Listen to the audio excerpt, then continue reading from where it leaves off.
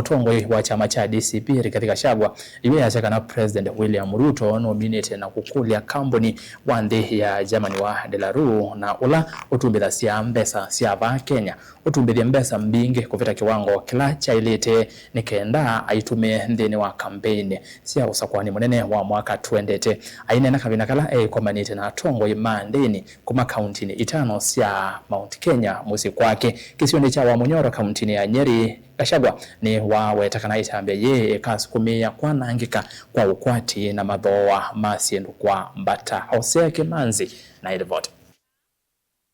Ainene ya kuya wa Munyoro kavindani kala komanite na tapani akuma kalikoni ya Central Kenya.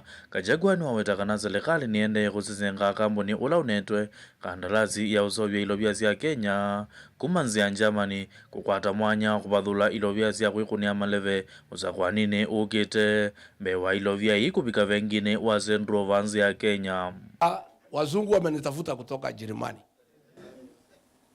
Contract ya kuprint pesa ya Kenya when Delaru ilifungwa ilipatiwa some German company.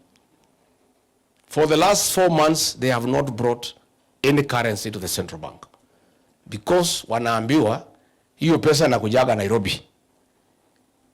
They are being told to deliver the money to Mombasa because iko pesa imekuwa printed over and above what the central bank has asked.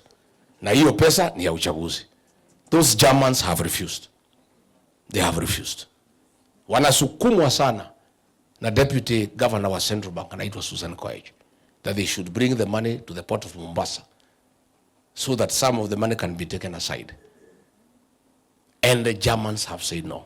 Najua hii wazungu macha walituhangaisha hapa pia ni watu wangwana. Gachagua aiweta kana kini kibaniwe kuanzia muno kwati wanzi ya Kenya aikulya kambuni uwanzi ya Germany kongamana ulumu kwati ya matambia alama ilite kuikiria kana ilovya ini siyabika vengine wazendro kutumika undu ivaniwe.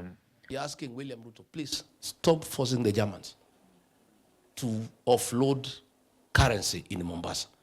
Let the currency come to Nairobi and it be documented that inaenda vile imeagizwa na Central Bank. We don't want you to divert money for your campaign because that will cause inflation in the country. To tell the Germans, please stay firm. Don't divert our currency to Mombasa.